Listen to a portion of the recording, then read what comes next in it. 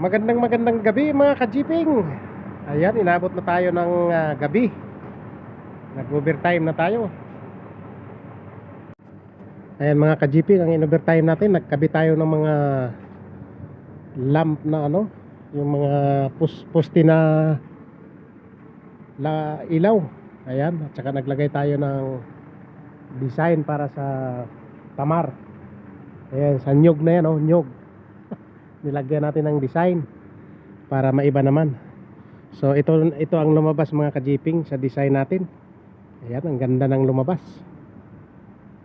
Ayan, kanina may video tayo nito kanina. So ngayon, ayan. Ganyan siya kaganda.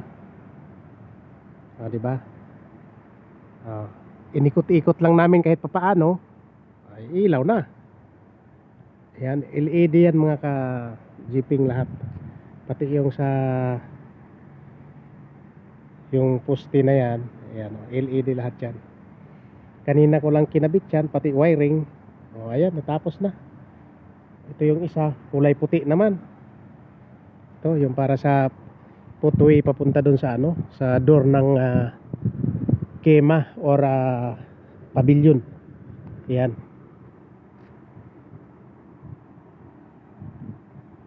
Kema or pavilion. Ayan, di ba mga ka-jeeping, ganda. Basta gawa ko maganda yan, pero pag gawa ng iba hindi maganda kasi hindi sa akin. Di ba parang ganun. Ang ganda ng pagkagawa namin mga ka-jeeping.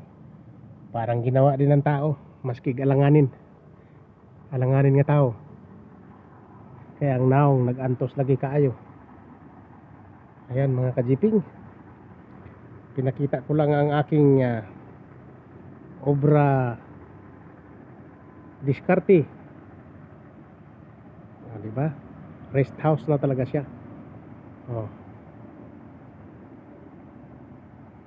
Tapos naglagay pa ako ng ilaw dito na sari-saring kulay. Yan, spotlight na sari-saring kulay. Di ba? Nagbo-blue, pula, dilaw.